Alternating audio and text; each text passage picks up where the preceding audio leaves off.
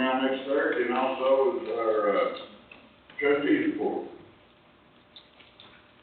They have nothing under old business, but we've had it under old business until last month, which is, Spirit Architect Memorandum, which is from our South Built-in to Ballard Jail. They come this year, just quote me if I'm wrong, gentlemen, it's just like a preliminary, what y'all find, really, no real questions, what y'all done so far.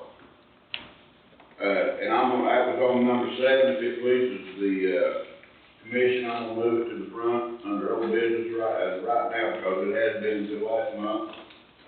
They got a PowerPoint they're gonna show us, and just update us, and there'll be nothing to vote on next Thursday, but it is informational, just stuff they're gonna show us.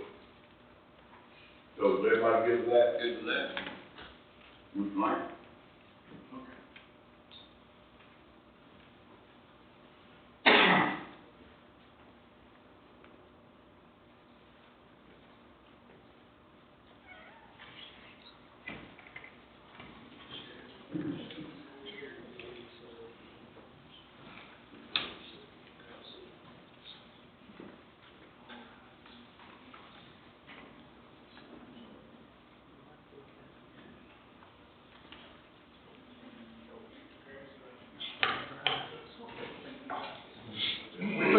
PowerPoint just to kind of update you before we brought what we think is going to be the real information. We thought that would be good to do.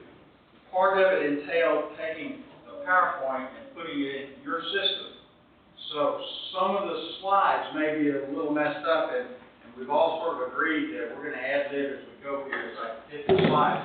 This first slide already has some graphics missing, but it's our South build, and we can live with that and go on.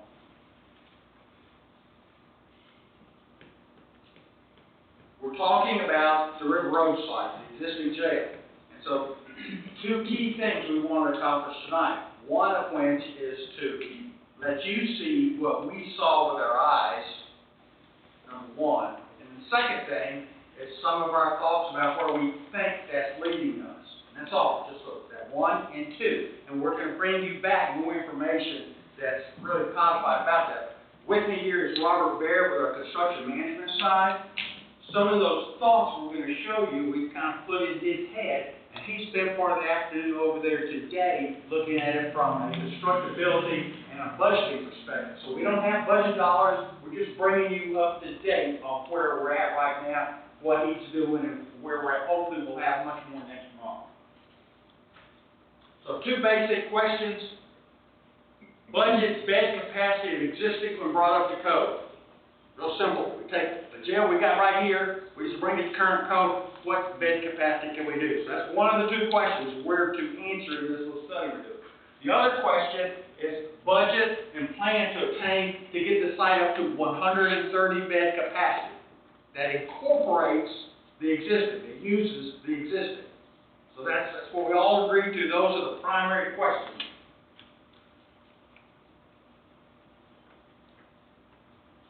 So, we went to look at the site, and I'm showing you the site, the overall, but we're including in this slide the Kennedy property because some of the conversation, it's useful that the Kennedy property is there.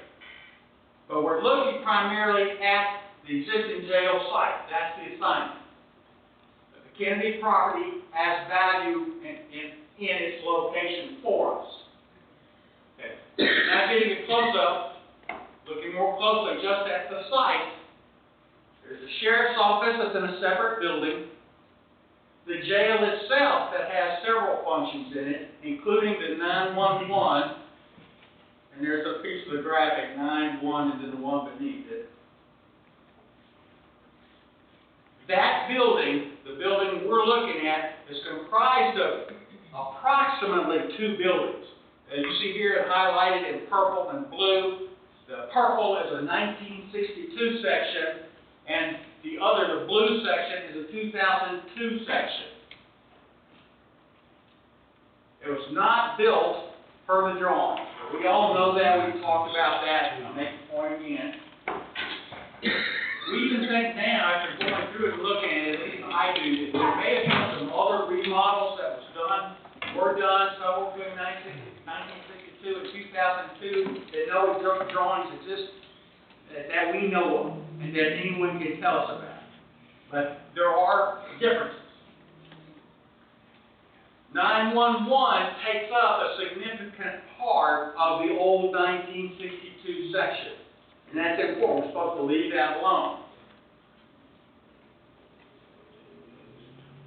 The 2002 section has 15-foot floor to under deck of the ceiling. And that's important in these institutional facilities.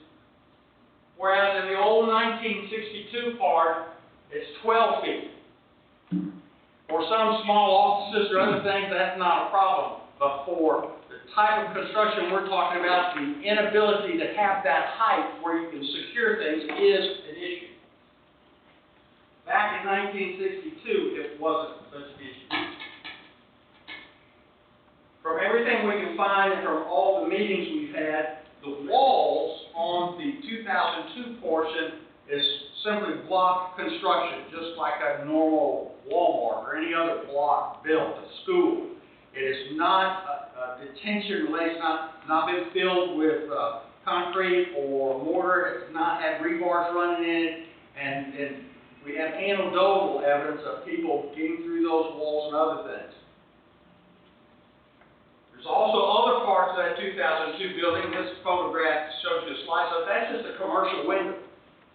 Commercial window in a detention facility. That just is the existing condition. But these are things that we walk through, we're seeing it. We've got over 100 slides or pictures. We just wanted you to see a representative number so you're kind of with us when we come back and say we talk about these things. You've seen them, and if you want to, between now and a month from now, whatever, you have a chance to go there and look at them more closely yourselves if you desire. So in the 1962 portion, based on codes from then, you had capacity for 20 beds. In the newer portion, in 2002, there's 36. So currently, you're licensed for 56 beds. So again, we come back to that first question, which is, okay, we're running just this part of the code, where are we going to be at? Now, we're going through a code analysis, but I think where our number is going to fall is somewhere between about 35 and 40 beds. And I don't have a dollar amount right now. Again, that's part of his assignment. He's just now looking into that. Okay, some of the lettering is on this slide, but there'll be some background that ought to help out. This is talking about the existing HVAC. Throughout the building that you walk through, you see many places where there are penetrations in the ceiling, where things, wiring, other things have just been brought, it's been made to work all these years. But what that does is it causes problems with the ventilation and conditioning of that space. All that needs to be dealt with. This particular slide shows an exhaust hood missing. And we're talking tens of thousands of dollars to get this. It's not per code. And so anytime you have cooking device at a commercial level kitchen, you're supposed to have an exhaust hood that meets certain requirements. It just doesn't exist. And then throughout, I've got some grandchildren, but throughout the place, looking at mechanical systems, just things were ad-libbed, custom modifications, just as needed to meet whatever the requirement was at the moment. Basically, from what we can tell, other than maybe one unit, the service life of all the units on the roof, which we've counted, they've expired. There's no smoke evacuation system in the building. Fresh air requirements are not adequate because the systems are not designed to cause that many air changes. And maintenance for all these years has been basically on an as-need, minimal basis. And you've got to remedy that in what your assignment to us to look at. And this is HVAC. Electrical. There's exposed wiring all over the place. In a commercial building, that would be an issue. In a detention facility, that's a real security issue. Basically, your inmates have left the wiring alone on the most part. It's exposed, run on the surface, just on and on and on. Some of this in a commercial building might be okay, even though it looks horrible, but a detention facility is the basic, make it work. And again, you see ceiling drops where things just pop out of the ceiling at a commercial level, almost residential level, where extension cords run, exposed, surface run. It's at a minimal commercial level. It's not detention secure. If we're going to get this up to code, we've got to get all that put away, squared away, hidden, or detention level protected. And it's just not been done all these years. Plumbing. This was a sprinkler head. It looked like it had been painted over. Well, you know how these sprinkler heads work. There's a tube that allows pressure change. Well, there's paint up in. It's been this way for years. As they've gone over the years, they've taken and replaced the stainless steel fixtures with porcelain fixtures because it was less expensive. It just was made to work, and it's happened time and time and time again in the facility. Again, a lot of the plumbing is exposed. This is an inmate access area. I started to put some slides in here the way this ought to look if it's done properly, but basically it's just been made to work. And to the credit of those that made it work, it's worked. There's just a lot of disrepair to plumbing. One positive, they did just do a new main line coming from the building out to the sewer line sometime in the teens. We don't have the exact date, but that might be usable. Otherwise, the plumbing systems have been just basically maintenance as needed. There's been no preventative maintenance that we can see, or a system of replacing or keeping things up. From a security and life safety and handicap perspective, some of the hallways, handicap doors are required to have a certain amount of return on the handle side. When I say return, I'm talking about when the door opens, an amount of return for a wheelchair can operate. The hallways aren't even wide enough to allow that to happen. So you'd be talking about spending an enormous amount of money to tear that wall out and move it 18 inches. So we're looking for ways to use that area for something else, and do what we want, that we don't have to rely on this as an exit way. A lot of the manual obsolete locks, all the locks are manual right now. The new systems are electronic locks. What's there you can't repair.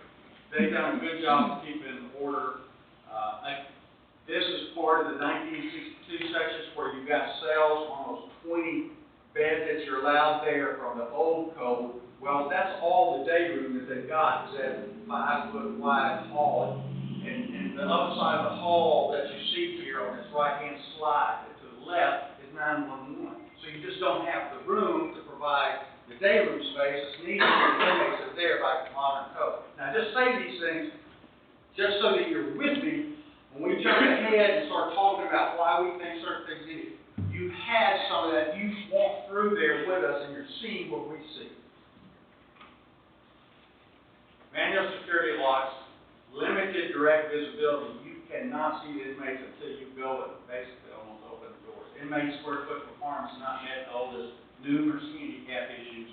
That's just, and that's because these laws have changed over the last 40 or 50 years.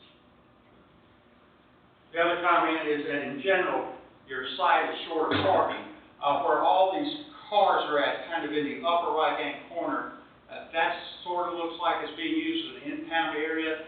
In the 2002 drawings, that had an alternate to bid that as additional parking, and it simply wasn't done. I guess there's a cost saving measure back at that time. But just to acknowledge, we need parking. And we're going to have some ideas. Those ideas still going to need some parking. So that's something sticking back in your mind. Okay. So we sort of spoke to just the existing. Now let's talk about that number 2. To get to that 130, what what can we do? What's the best way, what's the most economical way that gets you there, that allows the officers to do what they need to do, manage the inmates, and yet maybe have the ability to add courts and other things in the long term. A couple of things we have found works in our favor. Okay, let's go back. We've shown you some of these sketches before. You've seen them handed down to you. You see the different colors in that right-hand floor plan. The purple at the bottom,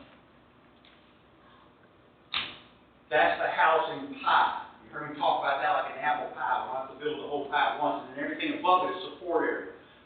Booking intake, kitchen, laundry, sheriff's office. So think about that apple pie, because that's one piece. If we can keep that working the way we want it to work and still get maximum value out of existing jail, that's going to be useful to us. Because it turns into those pie slices that we've been talking about, and that's what we propose over at both of these other sites. So if we can get that back, what that does is maximize the utilization of staff or minimize the staff cost. And over 30 years, that's where your real money's at. You've heard me go over that slide, and you may not remember. Over 30 years, less than 20% of your total cost is in the building. Even though that's expensive, $20, $30 million, whatever, it's less than 20% of the total cost. The majority of that other 80% is staffing. So if we can also think about staffing a little bit, the county's better off. So see that blue bar, and I'm going to go forward here fairly quickly now. We're nearing the end. That blue bar is going to come. It separates the pie from the support housing. So watch that blue bar. So I'm looking at the site, we ask ourselves some questions. Could we put a part of that pie on the site? The answer is, we think so. That's why the red star is there. We think the pie can fit, and we can do it the way we can leave the sheriff's office where the sheriff's office is, and use the existing jail.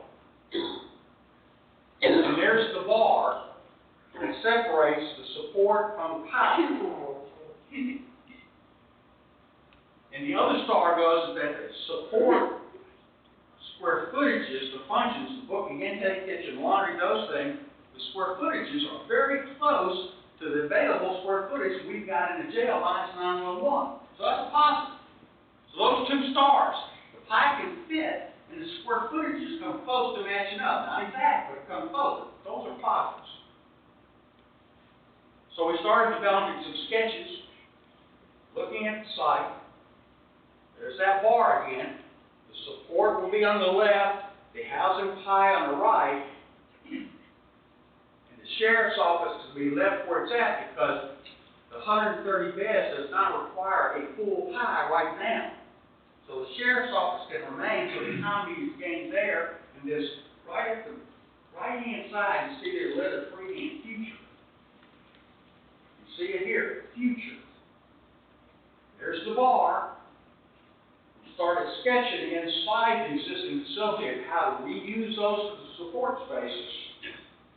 And that future then becomes the other big positive potentially in that where the housing pie can best fit is also where the available expansion land for the future can be, the Kennedy property. So for us, we have three big stars there that we think is useful. Square footages match up well with support. Pie can fit, and it fits on the side of the site that you really need it to be so that it can expand the way you want it to expand into the future. So that's the idea. All what you've seen is all freehand sketches. We took these freehand sketches and went over them with Rob. He's working from that while we're actually developing these details back in office and hope to have targets have that ready next month. We know that kind of basic concept can work because what you see here is Haywood County. This was done in 2010. There's that blue bar. What the blue bar separates is new housing on the right, a pie, and then everything else was put into an old Walmart building. Sheriff's office, everything. In fact, they said it was the first Walmart east of the Mississippi, but I don't know about that. But the concept can work. Now we've got to flesh out some of those details, and then Rob's got to put dollars to it, so that we come back, you've got something you can think about that's real. The idea is okay, what are the numbers? That's it. We appreciate it, and we just want to bring it up to date, unless somebody's got a question, we're just gonna go.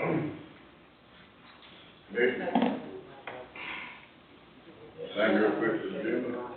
Do you foresee the inmates that are currently out there will have to be moved? That's the other really nice part about this is that you build the pipe first. Great.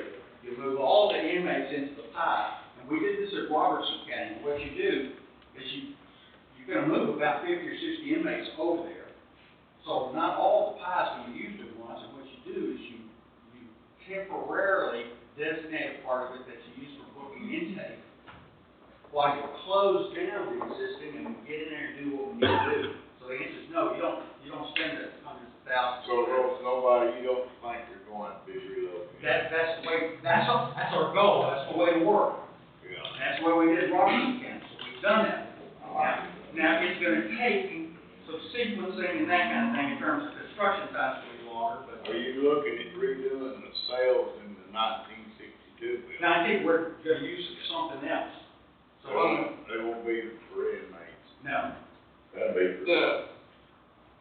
Are they still talking about taking the 911 completely out? As of this drawing, no, right now. yeah, we're leaving it alone.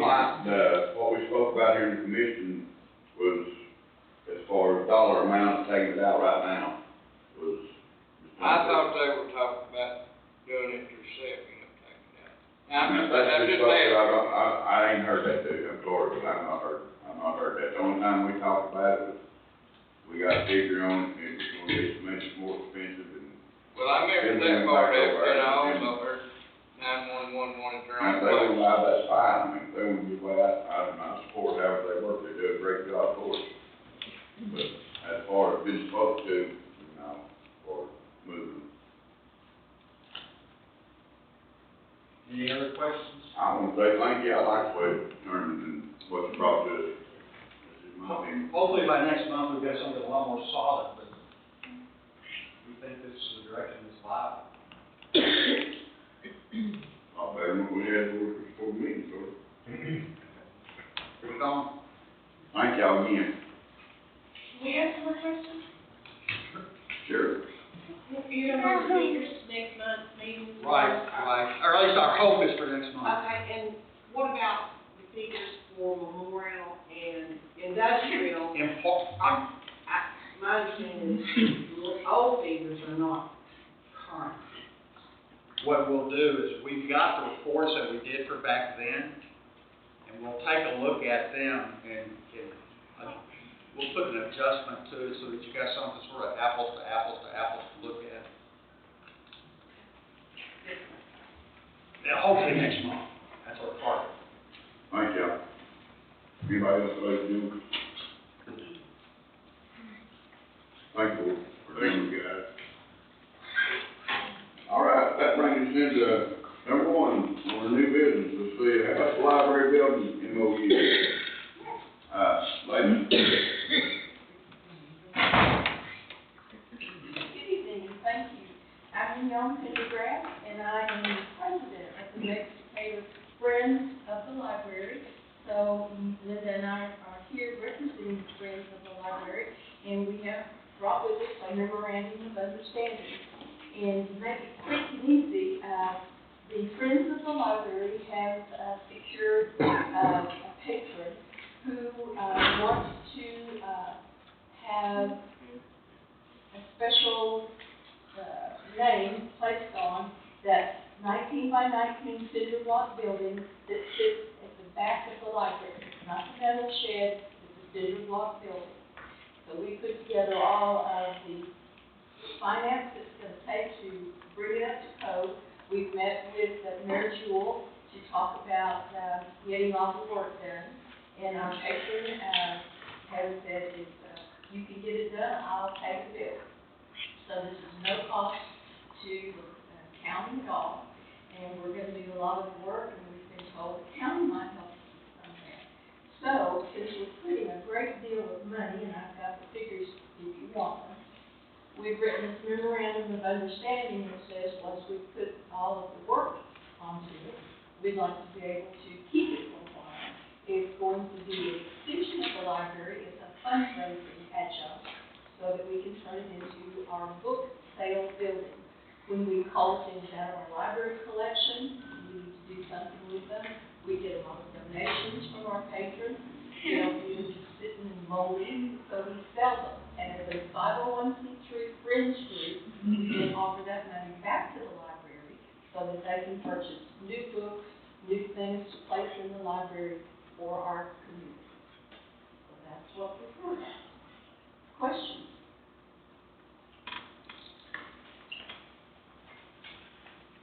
Like, Jim? So you all are just asking for us to handle insurance coverage and utilities, right? Yes. What was our attorney? And so it's not a building for a long time. Right. It's a long time. Yep. You see any problems in this, or? I do, yeah. I don't see a problem with the goals and where they're trying to get to, that's fine. But the memorandum of understanding as a legal instrument is problematic from my perspective. Just, you know, you can always agree, and it says that if both agree, then the county can take the building back. But what if the other side doesn't agree? So that basically gives the library, and I'm just going to make it sound certain, I'm not ascribing to these ideas to anybody, but it gives one party the ability to say no and hold the building forever. And maybe that's what you want, if that's what you want. The memorandum of understanding is typically not binding, so anyone can walk away. So this is a document that is trying to be both a contract or lease that is perpetual, never ending, and non-binding. So just in terms of drafting a document, I'm not here to say what policy or make those kind of recommendations, but as to form and whether it's legal, how it's enforceable, that's where I can weigh in, and it seems a little problematic. What would fix that, a date to come back and revisit it? Could be, typically these are done with leases, they're usually more of a nature than that, if the county wants to take on insurance, fine, that's the choice we make, but they're usually leases, and it could be for a nominal amount, or whatever you say, $1 a year, or 5 years automatically, renewing up to $1 50 years, that's more typically how I see it structured. Similar to what we done with the Fair Association. It's your long-term lease that would probably check all the boxes and suit both parties better. We would, be very amenable to that. And then if What, both like parties. 10-year lease? You come back with that, or? So that term of years would be something the parties would negotiate, it's whatever the county thinks is in it. But 5 years, 10 years, we automatically renewing or not. Be opposed to something like that? We would not be opposed to that. That is a billable expense for our attorney, and I personally would like our attorney to kind of be involved in that. Do you think the French group would be willing to work with our attorney to draft that document that would have language? You could get another attorney to do it, and our attorney could look at it. But if he drafts something, that kind of takes us out of his scope of what, he gives us legal advice, he's not going to court for us, and so we need someone to draft a lease agreement. You have an attorney that, Could we get them a copy of the Ferris lease agreement? I thought that was a good example, like you guys were saying. the Fair Association provided that document, just so the commission knows. We didn't pay an attorney to draft that, they put that, and then they presented it to us, and we checked all the boxes, and tweaked it a little, and then we got it where everybody agreed to it, and we. But that could be a good start. Sure. We can also utilize, in the state of Tennessee, it's a very strong Friends of the Library Association, and they offer us their attorney and their bookkeeping and legal aid. They may have dealt with this, right? Say again? They may have dealt with an issue like this, they may have a lease that's very close to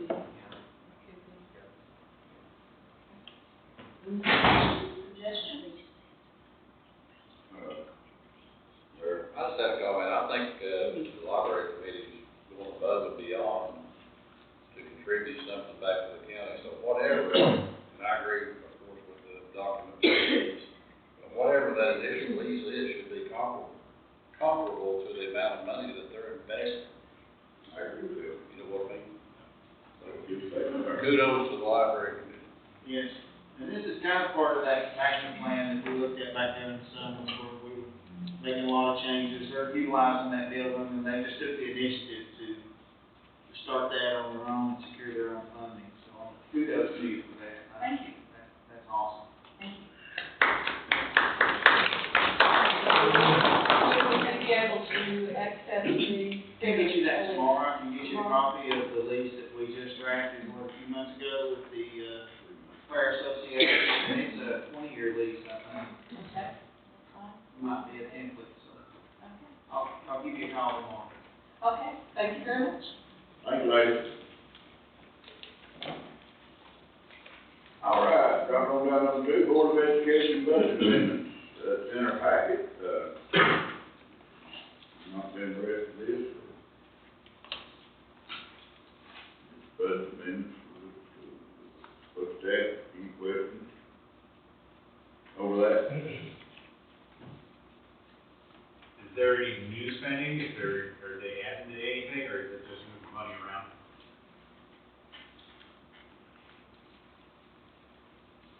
Basically moving money around. I see no new, just the first time I glanced at this, I see nothing new on here.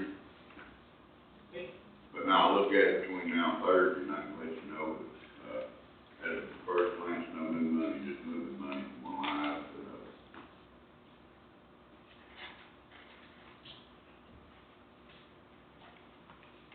Anybody, questions? Okay, resolution to amend zoning resolution.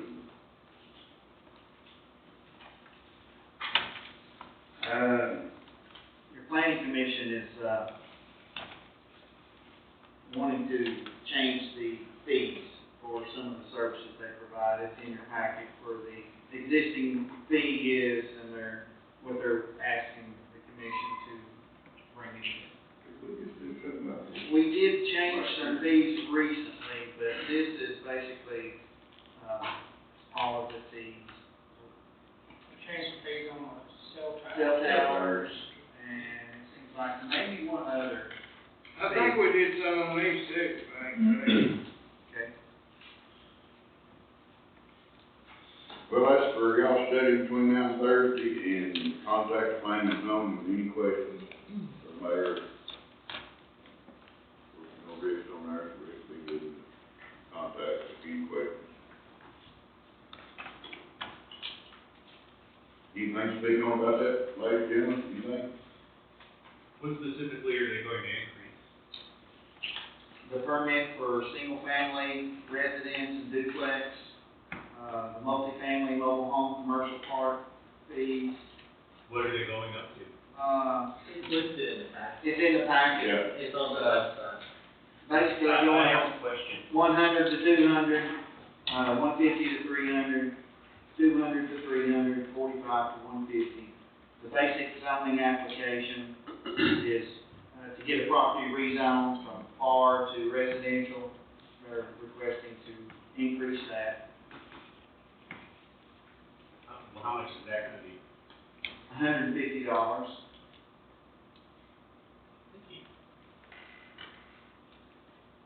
Maybe we can get good, ladies and gentlemen. All right, thanks. All right, so number 4, that brings us into EMS proposal, Tony.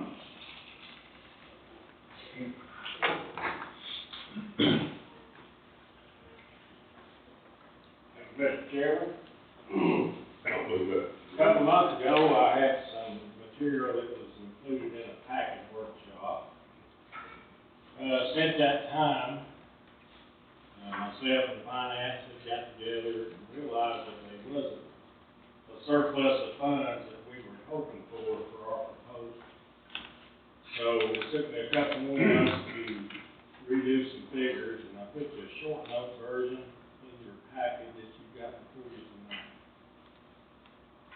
The biggest problem we're having is staffing issues. Many counties around us have increased their pay rate because of lack of employees. And, it's really affected us. We depend a lot on part-time employees. Well, they currently now have 3 EMS employees and then 2 in the office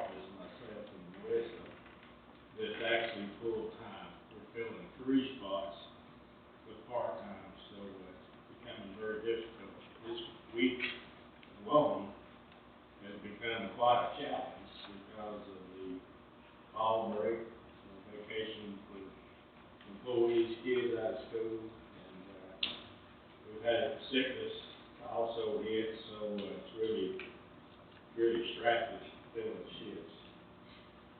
What my proposal is a solution for our problem. This is not the hourly rate I wanted to land on, but it was our best fit for the situation that we're in.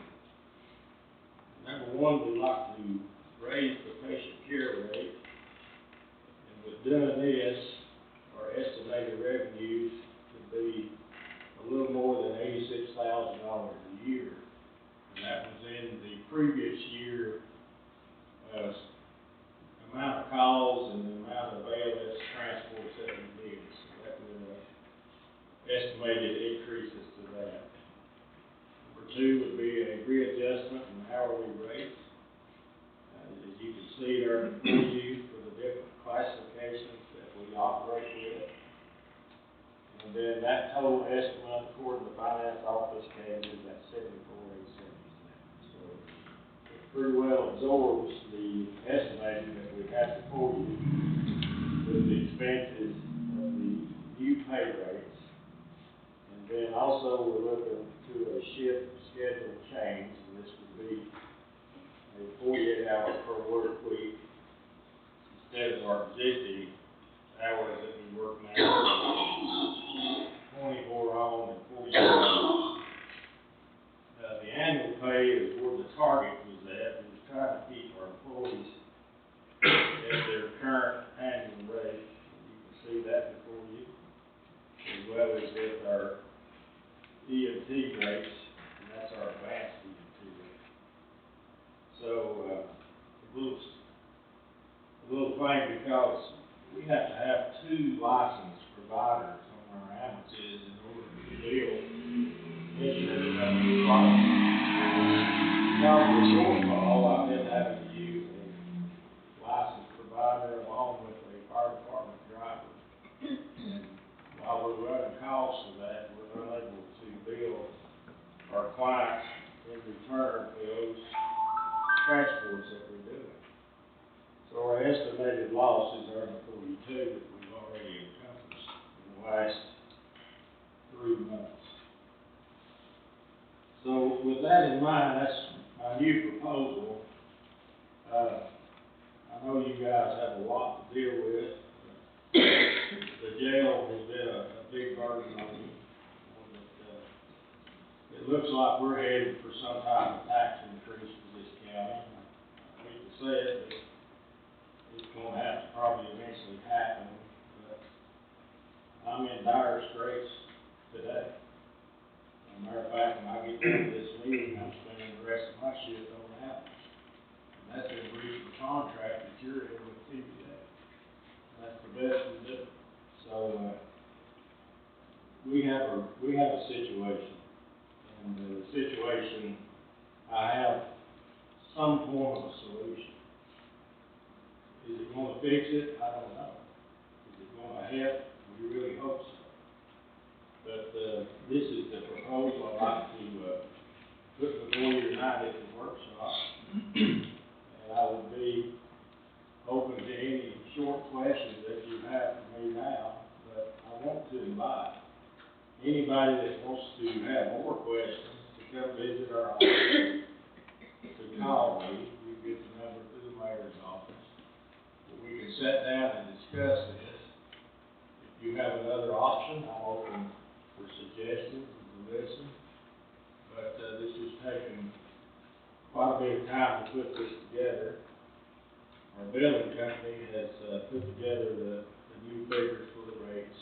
We would present to you by your regular meeting if you wish to pursue all of this. As we stand now, we're really in dire straits trying to attract employees to come service the citizens of Macon County. We're offering you a service, but it's not the level all the time that we're licensed for. Also, because our level of license has decreased and our staffing needs have increased because because of lack of employees, the county has taken a loss. It's something we don't really have a lot of control. So we're hoping this will fix the problem. If nothing else, it gives us a little more leverage. You had the paperwork from the previous workshop of the counties around us and their rates. Some of those rates have changed again since we've done this. It's a huge need for healthcare providers. We're experiencing this. We don't have a lot of attraction here in Banks County. We offer great equipment for the part-time people that we need. We don't offer any more than hourly rate, full-time employees. As you guys know, we set the budget, you know the retirement scale, you know the insurance situation that we're in, it's not very attractive. And, only thing that we can offer a new employee is a little less call volume and hopefully a little closer to competitive rates. Still at least $5 off on the average of surrounding services that's providing the same level of care. So, any questions for me? Tony, I went over figures on the old one. We've got 14,000 population, that's what it is. You're basing it on 34,000 in Ray County, 50,000 in Monroe County, and 386,000 in Hamilton County. Or just a whole county. We have no industry. They've got, what, that's 100 to 1. Each one of these counties have. I mean, you know, Well, you're looking at a rural county. I And realize that. you don't have to take me out, and I appreciate it. Well, Mr. Manis, let me secure some of your questions real quick. You know a gallon of milk costs the same here as it does in Hamilton County? You know a dozen eggs cost the same? Do you know that, population does not matter when it comes to competitive rates for employees? You know you can go to Solomon and hire in for $20 an hour today without any training hardly? My guys have to have at least 2.5 years of training to even qualify to operate commandments. Here's another thing, I'm offering you some part of a solution to a problem, and obviously you guys have a real difficult problem because you got the jail is still on the books, and you have no money, so I'm offering you an option to allow me to adjust my employees' pay, and I'm allowing you an opportunity where we can put estimated revenues back into the budget. We're at the point in operations of this EMS service that, we was to the point of shutting down because of lack of employees.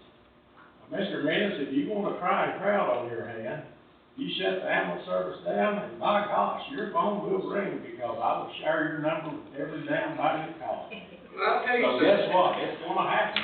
You go ahead and share it with everybody. I don't mind.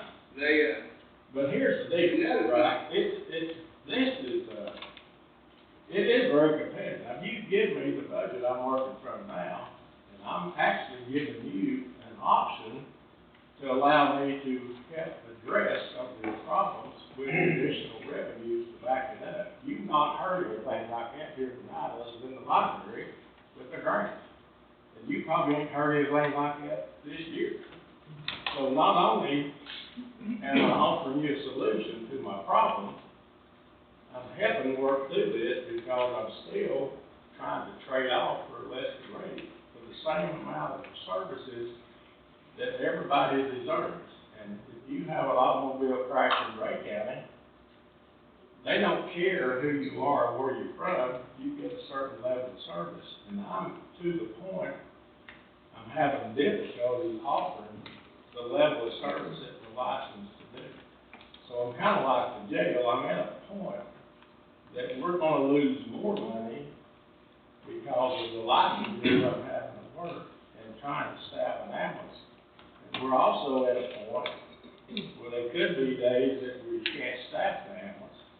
And I really would challenge you, if you would like to look outside of operating the service yourself and look for private contracts, I think that would be a great opportunity to do this. I don't think anybody else can operate on the budget that we're doing. And I know we're poor. I understand that. I'm a taxpayer and own a lot of properties with a family down the road. I've raised a family in this county. And that's not a damn excuse. Well, on the private tax, what kind of money we talking about per ambulance? How much money per county? Per ambulance, How much money does it cost to operate an private ambulance tax. without taxes? We don't make enough revenues to cover it without taxes. You got a figure? Well, how much it costs us? Yeah, it's in your budget. Now I'm talking about private tax. I do not know that, and I think at this point, I would challenge you guys to look at it. Because here's the thing. We're not paying anything for housing. We're not paying anything other than just the employees in the ambulance itself. We're already subsidizing the ambulance costs and putting additional funds back into the reserve account. But I really would be interested in how this would work, and I really would open my door for anybody that would like our figures to come up with a contract to operate the EMS system. That's an option. And it's an awesome option because it would take a lot of stress off of what we're trying to do now to keep everyone with the ambulance staff. I have no desire to see any of our employees go, period. But I would like to see a figure on private tax, 2 ambulances. That would be awesome. I challenge you to go out and start working on this. It'd be a nice project for you, Ralph. Put together the figures and get this together. But I hadn't here's the got, problem. I'm in trouble today. I hadn't got them for a fact, but I was run across $250,000 per ambulance. Operators. I don't know where you got that number. I said this is not, I don't know if we can go to Ace Hardwire and buy a wood bar and Maybe push true. the people down the road for that kind of money. That's, I'm telling you, the cost of doing business has skyrocketed. And the cost of my supplies has gone through the roof. I mean, it just costs more to do less anymore. I mean, you know that when you go buy groceries, when you buy fuel, I mean, it costs more to buy tires for your vehicle. It's no different when you're operating an emergency medical. all right, I'm gonna put one more question to you and then I'll let you know. Okay. Where are we gonna come up with $87,000? From rate change. Changing the rate that we charge patients. It's at the top of your payment. Rate change. We're gonna charge more for the services that we're providing. And it should, according to my billing company, give us the estimated amount of $86,000 per year. Did we not, several years ago, have an outfit that was supposed to collect for us? Yes, we do. Have they done anything for us, Tom? Yes, they've actually exceeded what we had estimated. Actually, they have, gained us more revenues, and the reason that works so well, we were spending so much money annually trying to keep computer data updated and being a small service, it really got to the point it wasn't feasible, so the outsourced contract billing has been a better payment for us. Year one, we was kind of about where we was. Year two, we increased. Year three, we increased more. We're into year 4 or 5 now, Missy.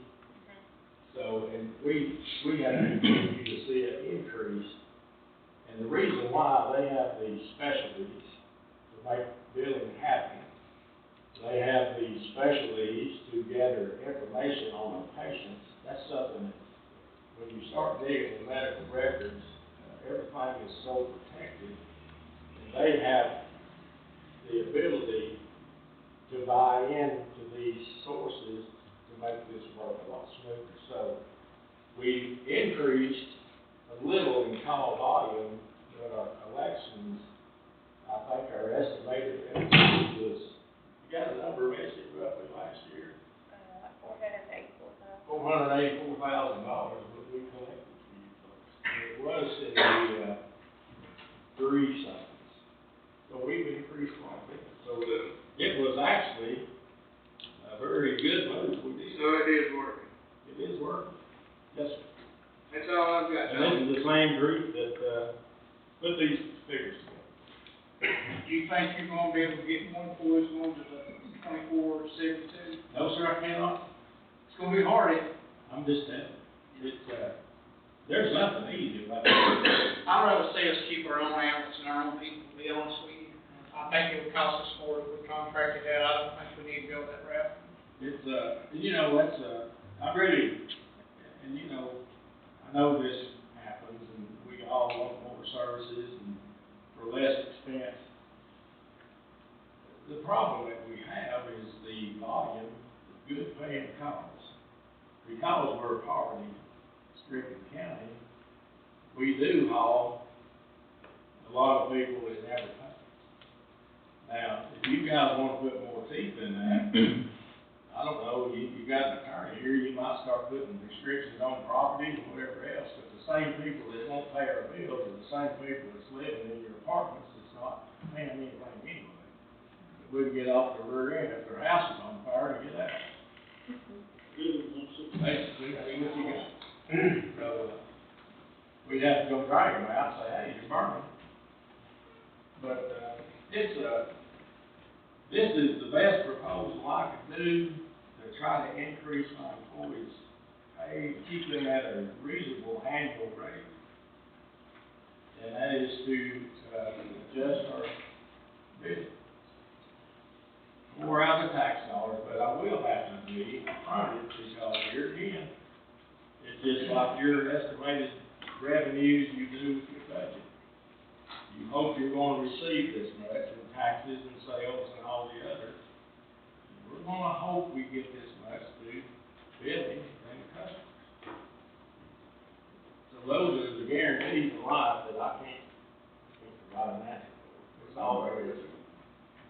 Well, like I said, I'm sorry, Mr. Griffin. No, that's fine. I was gonna jump over to the vehicles if you had any questions. Well, I just like to reiterate what Jerry said, I agree with him 100% on what he said.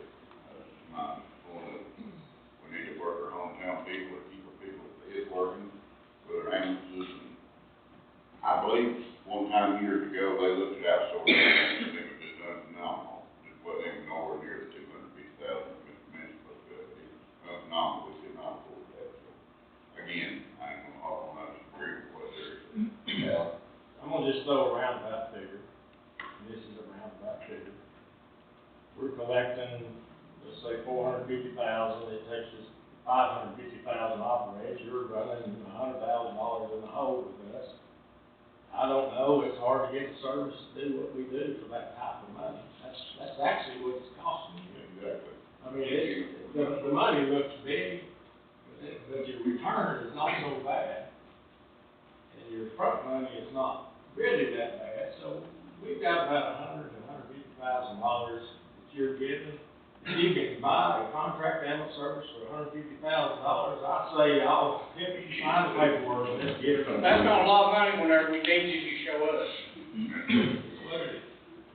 That's fine. Okay. But anyway. You good with that, Tony? Anybody good to get questions? But listen, guys, I don't want you to go to Ace Hardware and get your information. I don't need you to go to the post office to get your information. I need you to come to me where the source is at. I'm the horse's mouth in the ass, and once this is done, you can come talk to us. We welcome you to sit down and work with us to figure. I mean, that's bottom line. This is not our first day, and we're trying to build reason that Sandy Wells couldn't have the same service that they're providing in Hamilton County or Ray County, and you want the same quality of people on your ambulances.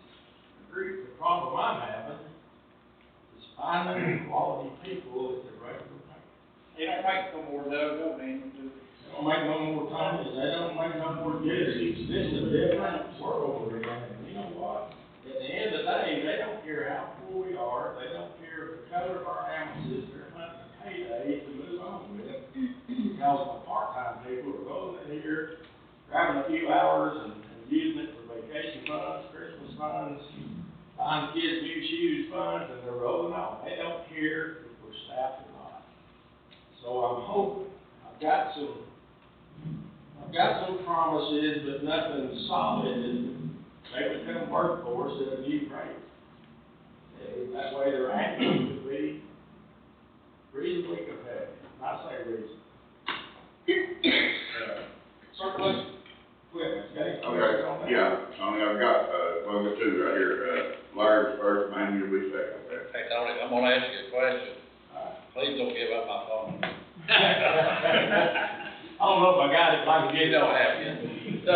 So, I think one positive thing that you really touched on was the point that some people are getting this, your service and your team service for free.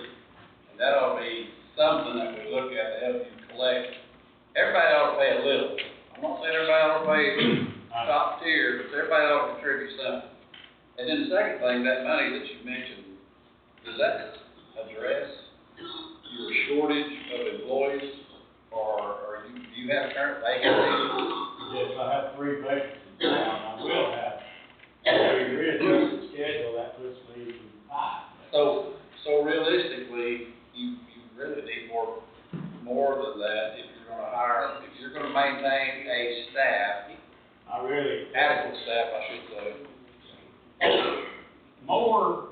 The more I can offer, the better bait I've got on my hook. Yeah. Because people are not looking to help Larry Mason out, they're looking to make a living. Amen, brother. That's what happens, so I'm in this generation of people that, they don't stop on the highway to help you change your flat, they call 911 and say, hey, there's a car broke down, and just keep doing what they're doing. Without any concern. Me and Doug will stop and help you, we seen you. Yeah. As broke down as we are, we're gonna give you a hand, because you're one of us. Yeah. But people don't do that anymore, it's a Yeah. different environment that we're dealing with. Yeah, the other thing I'd I say, want you guys to Mr. really understand that. There's not one person here that I would be thrilled Yeah. Well, to come to me. and that's the thing, and the thing about it is that, we're in such a shortage, right now, while I'm talking to you guys, I'm going back to get on the sample to finish up the shift. But I've got a paramedic, the highest ranked person I can get on the ambulance tonight. And right now, I've got a firefighter that's driving for her, so you know what that means? I cannot bill for her services. Because the insurance company will not pay for one licensed provider, they have to have 2 Yeah. in order for us to bill. So you're losing money by Yes, providing the service, that's particular. we're providing service, but we're losing money. So that's kind of the situation we're in. We're trying our best to give each person in the county top tier service for what we're doing. Because, guys, after 5 o'clock in the evening, there's no physician's office open, there's no health department open, Right. there's no hospital. And if you go down here and smash your car after leaving this meeting tonight, you're not gonna be looking for Dave Minutes, you're gonna be looking for Tony and his crew. And that's what happens. They're not gonna be wanting to stand in the west with your bucket truck with a power line on it. That's what happens. They don't give a darn about their taxes, they don't care that we're poor, they won't help, because no one wants to die. So they're gonna be looking. We need to provide them with the best level of care we possibly can. Good, Larry. I'm good, thanks, Tony. Mine was kind of along the same lines, that was regarding the insurance. If, does insurance usually pay something, but then you use that example where you can't even bill it because you don't have enough qualified individuals No, they will not, insurance will not pay in this state without 2 licensed providers on the ambulance. Now, here's what we do, and I'm my cheat sheet here, I do have drivers, and we have drivers checked off with the fire department. Now, these guys are usually at a level that we call a first responder, they're medically trained up to the bottom level of that basic EMT. They got good medical knowledge, so what we have to do to provide a standard of care is that if we have a real nasty call, we got a car wreck, we got multiple patients, we got a couple of patients in the back of the truck. So we'll take our driver, which is a trained EMT or greater, put in the back with the paramedic, that's 2 licensed providers. We put one of these responsible firefighters under the steering wheel, and they would drive us to the hospital while they're working on critical patients. Here's something else we do, same thing. The wreck is real terrible. We've got multiple victims, we can't get out of county ambulance to help us. Those firefighters will bring my fire ambulance, and we will split the crews. We will put an EMT on one ambulance, a paramedic on another, we'll run 2 ambulances. And guess what? We're taking care of people, but we're not making a dime. So am I a business or am I a provider? That's what I'm dealing with on a regular basis. But So- you have to have the income coming in or you won't survive. Exactly, so guess what, taxpayer, thank you for your contribution. Yeah. Because we provided the service at your expense, and I really appreciate that, but guess what? The family got care that they needed in an adequate time, and we got the job. All I can do. We got the school bus wreck, I'll give this as an example. We got firefighters on ambulances, we had first responders on ambulances, we landed helicopters in the field. We worked the entire sequence with a handful of people. And guess what? Nobody got billed. But you know what? Everyone got care. And they got a good quality of care. So, when we trade off $1 for a life, hell, it's easy for me to figure that.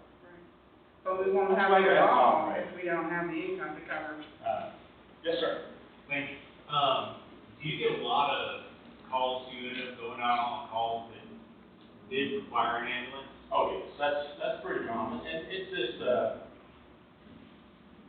it's the new generation that we're in, everyone deserves something, everyone wants something, and we have really forgotten the true need and the emergency need. I mean, so many times, we'll get a call for a bellyache, we got one today, knowledge involved. Now, normally, that would not require an ambulance, but that's how the call comes in. So we get there, we have a terminally ill cancer patient. He has a DNR, his family don't want anything done, but they cannot stand to see him suffer anymore and die in that bed, so they want him taken to the hospital. So what do? What would you do? Take it to the hospital. Exactly, that's what we do. We deal with this all the time, it's a constant juggle. And the bad thing about it, the state of Tennessee gives me no teeth to say, you probably got gas because you eat pinto beans or something tonight, just deal with it, we'll see you later, if you need us, call us back. They don't give me the teeth in our training and in decision making and diagnosis in order to do you that way, because guess what, you could have a ruptured gallbladder that's doing the same thing. And I can't diagnose that in the field, so on the safe side, for this man over here, we're gonna take him to the hospital. If it's being gas or gallbladder, we're gonna play the safe side. This is what we do. Yes. All right, any more questions for Tony? Tony, I'm gonna ask you to stand up. First thing I hear is, somebody.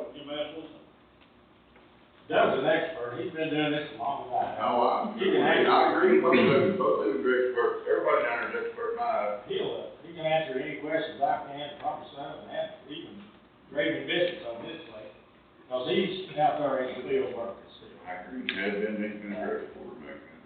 Surplus bills. I just want to say one quick thing. I'm here today to beg y'all to help. We're drowning. And I'm just asking y'all to help us, please. We need help.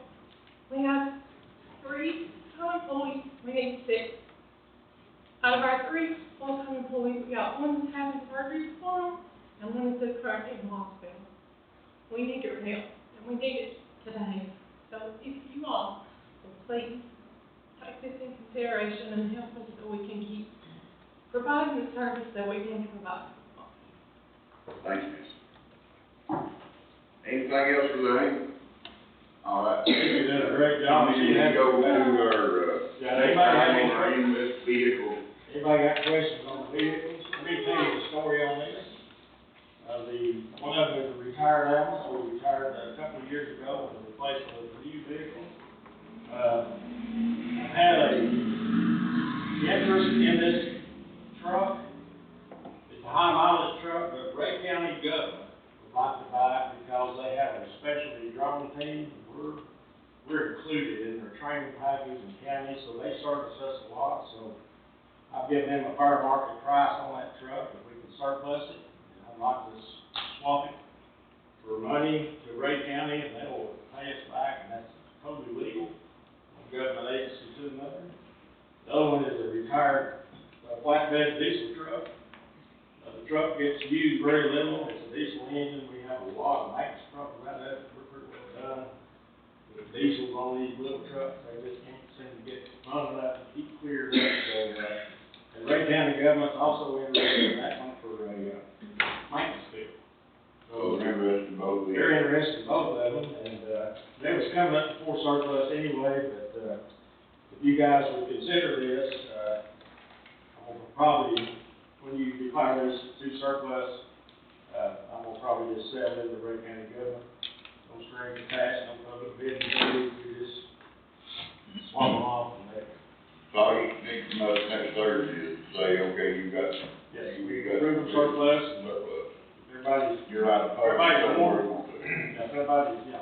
everybody's good with that? I am, I'm good. Any other questions for me? Please, come visit us, please call me. My number's 423-718-2443. You can call me, I can take a chew, and I can take a pat on the back. My shoulders are big and my rear end's the same, so I can take it. But, listen, I'm no expert in fixing problems, I'm just like you guys, I've been in your seat. I know how difficult this job is. I know a lot of them is the fact about not re-elected, and I wish you would consider that because it's good to have a well-oiled machine that we can work with. Another thing, I hate re-educating people on county government issues. You guys have an idea. Most of us here, you or your family have used our services. We want to continue to offer you the best services we possibly can with the money you give us. Thank you very much. Thank y'all, Tom. Thank everybody, all your employees, what's left of them. Yeah. Thank y'all, thanks. All right, ladies and gentlemen, that moves us down to budget amendments.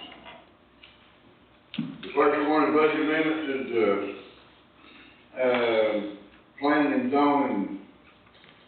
Mayor, you know anything about planning and zoning? Sure, the first two budget amendments are related to each other. The, planning and zoning, administrator and the Veterans Affairs officer, they share a printer sometimes. The printer died, so we buy a new printer, and their computers, were so old they wouldn't link up to the printer, so it ended up us having to purchase two computers and a printer that was unplanned. So, they had the money in their budgets, but that money was earmarked for supplies. And we're requesting to put a little money back in, so when they need paper and toner, that they would be completely. And that's just, both of them is total $1,200. Yes. Commissioner, anything you want to say to that? Both of those are coming from fund balance, right? Yes. Yes. It's out of the blue, it's featured, something we didn't plan on, so yeah, they do come from.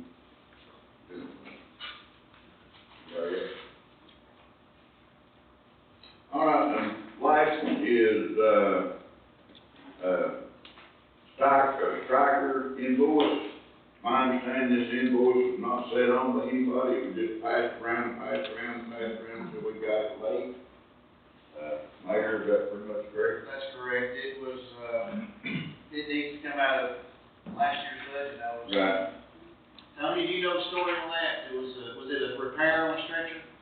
No, it was actually a AC/DC converter for one of our cardiac monitors, Okay. and, everything was bought, requisitioned correctly.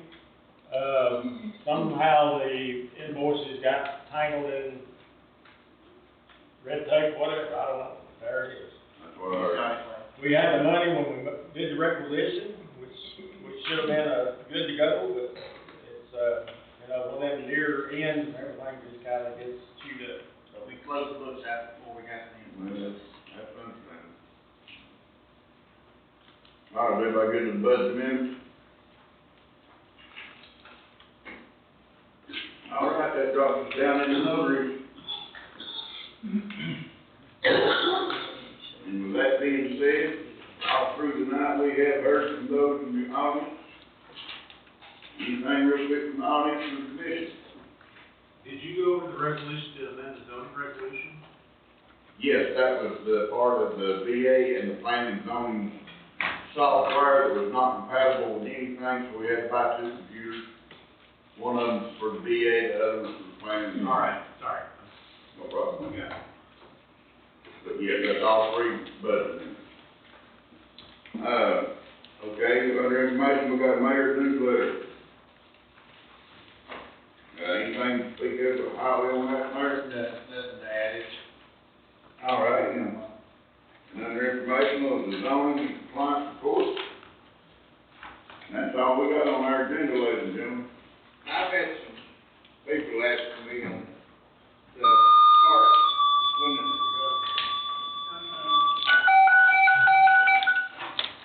Excuse me. Playground when the playground quit. We had a meeting, I believe it was early this month or late last month. We're moving. We'll be going out to bid soon. So, I don't really have a timeline. We are really hoping to have the equipment ready to go to bid right after January, so that maybe we could get set up in the spring if we go. They just asked. Yes. Commission? Go ahead. something. I want to step out, I want to speak 15 minutes about this ambulance service. What we want. What he wants. How long is it gonna be here? We're gonna do something. I care about Jerry's family, Zach's, everybody on that side. We're growing.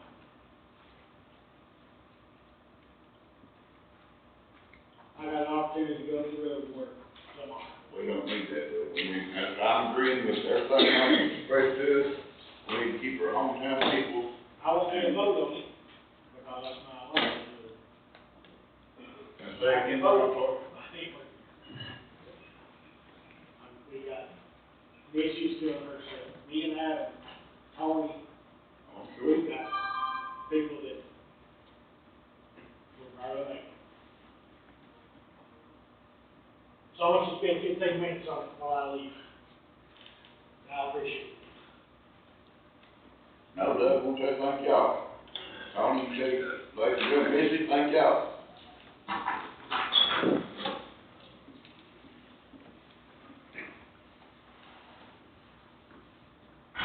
Commission, we got to talk about it. We need to make a decision between now and Thursday, that's for sure.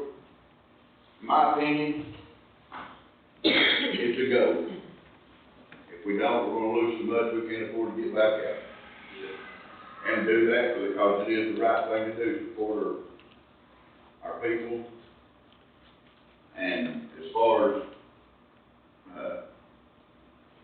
surplusing this out, not surplusing it out, contracting it out, I don't think it's feasible. Never has in the studies in the past, but if somebody wants to go that route, I don't see it feasible again today. But my opinion, we're gonna have to do something.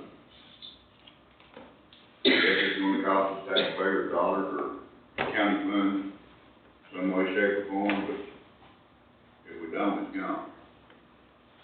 I'd like to add to the core group of the ambulance service, they're in such a a bad spot. And I'm saying it for the outliers that maybe may not be, too keen on the idea, but you need to realize what sacrifices are being made. You got grandparents that are losing time with their grandchildren because they know if they're not there, there's no one to answer that call. There's employees that's got sick parents that spend time with them and can't get them somewhere because they also care about the county. There's mothers and fathers, they're having to work extra because there's no one around. They ain't doing it because they're making a lot of money. They're doing it because they love the county. Because they can go somewhere else and work less and make more. Just want to throw it out there. Mr. Mayor, you know a lot about this subject.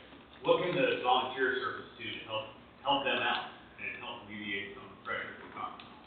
The volunteer service specifically, what are you talking about, Keith? Well, we got volunteer fire departments, do we have like an EMS path for those guys to get trained on? We have to be certified EMTs. So is there a training program for them to follow? Or is there? Any volunteer firefighter that would like to be a licensed first responder or EMT, that's strongly encouraged, and there is a path to do that. There's just not a lot of incentive money-wise. If you'd like an application, I'll get you one. I got one sitting on my desk at home. Where you live? Wow. Commissioner, anybody? I've said my piece for my thoughts of it, but I think it's a good thing, but we gotta do it.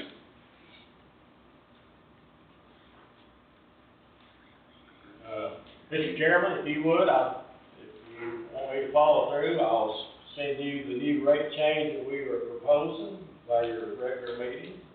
It will need to be approved if we're going to take the increase in patient charges and use it for pay adjustments. That was my proposal. No tax dollars involved other than the fronting of the budget in order for us to get started and trying to encourage people to work. If not, then you let me know otherwise, but definitely we're in a really unusual situation. I kind of felt this going this way. And a lot of things have happened on different levels to put us it's a natural shortage that we're dealing with. We've run out of good old boys. We've done favors. I'm telling you what, some days it looks like a daycare down there when the kids get off the school bus. Where myself and Melissa's watching the school kids to keep their mom and dads on the ambulance for a few hours till we get them picked up from grandparents and going home. We're so flexible down there, I don't even raise too much cane if I can't sweep the floor and take the trash out. They picked up that slack because it's just real unusual. Today it's taking 3-4 people to fill today's shift on a 2-person shift. So that's how much juggling that we're really dealing with. And I'm gonna be honest, the strain of the office staff is terrible because we can't get anything else done, but we're on the phone trying to lure people to work. Is this gonna fix it? I don't know. It's better than we have. The schedule is a little better, the pay is a little better, but I can't leave here tonight and say this is gonna do it for us. It's just a patch on a bad tube right now. I mean, it's very competitive in this EMS market. Put out for more people to come in and keep the ones we got, definitely is to do that. It is an incentive there. Well, I said, anybody that's against it needs to ride week for week, and they probably would change their mind. When I was a city cop, I just kind of looked at the scene. I didn't have to touch them. It takes a special breed to do what y'all do.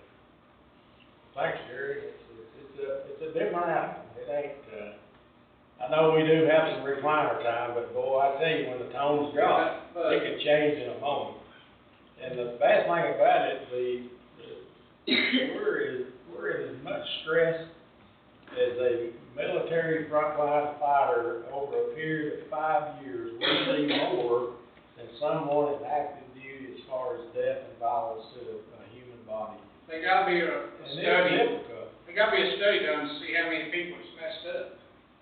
Well, I'd say they I'm are. on medication there, I'd probably be messed up and be a little bit meaner to Ralph, and I'm gonna apologize, Ralph, for opening my big mouth towards you, but I'm telling you, I'm a loaded gun myself. Things you see, you can't forget. You never forget, never. You don't forget, my last shift down there was the last day of March, 1987.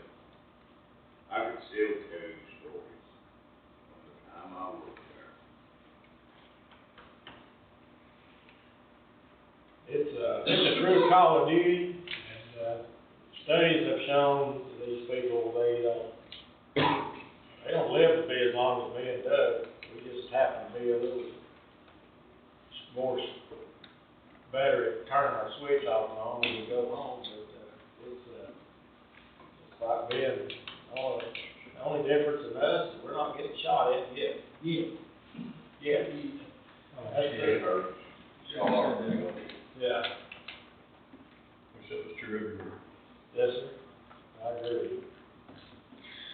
What it boils down to is, we don't wanna see anybody get hurt or die because we've had to shut the doors and not provide a service in the day. Because your mom's here, your dad's here, your wife's here, your daughter's here, your grandkids are here. And we love this county and we want to take care of our people. And it breaks my heart to think that we're gonna have to shut down the doors for a day or so. And somebody's kid might need that life-saving medicine to get to the hospital, or might need an air flight in that golden air to make it.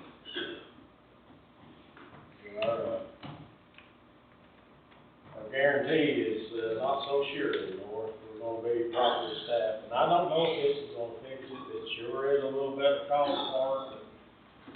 I may be back up here in 2 more months with another story. I don't know.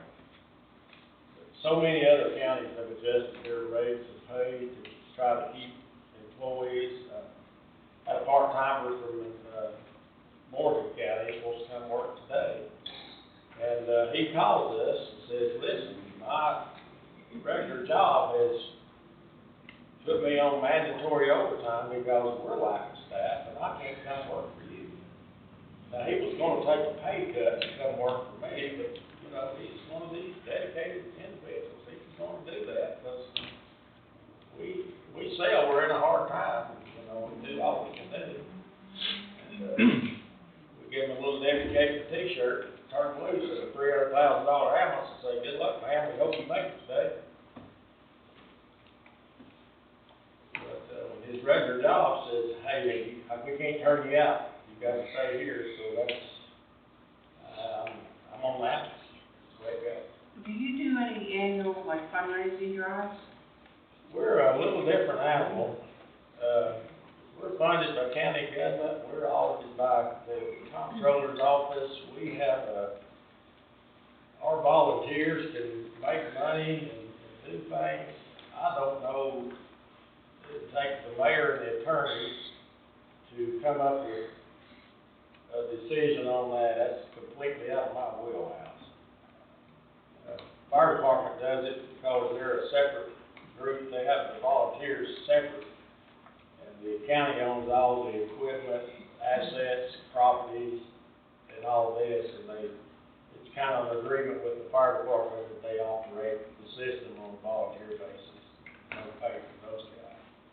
So they do parking details and pancake suppers, and they put the money right back into their station, they buy, free hubcaps for the trucks, they buy extra active or a radio for a volunteer, and they put it right back in, and it becomes county property at that point. So there's no 501c3 that supports EMS? No.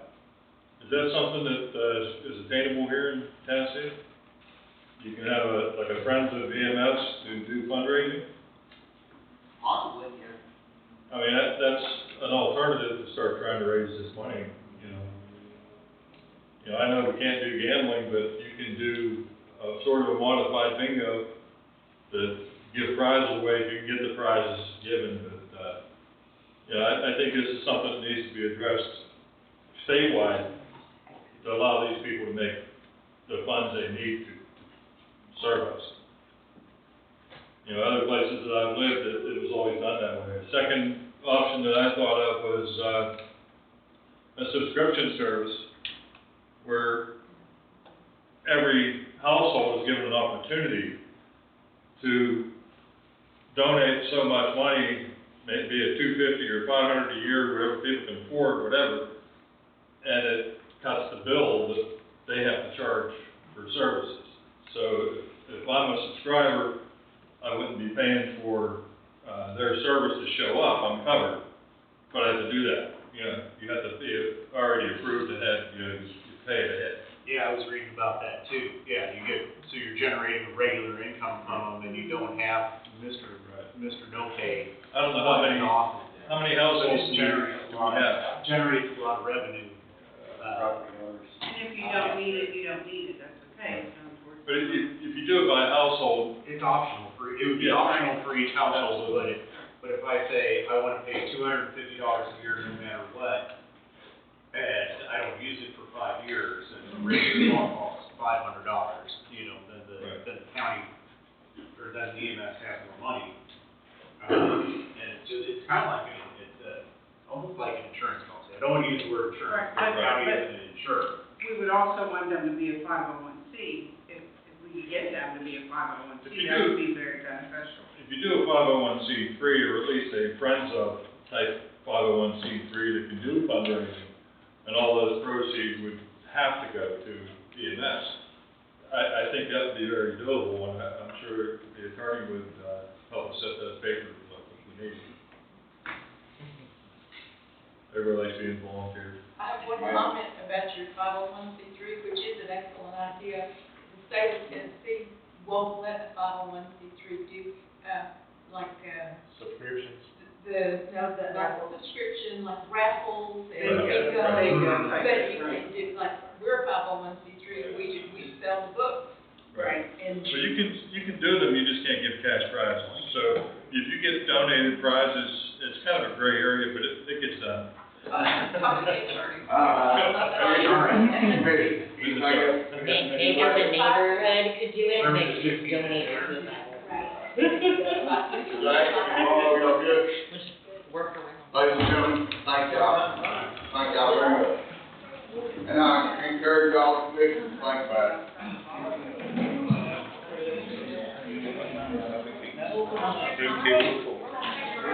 it.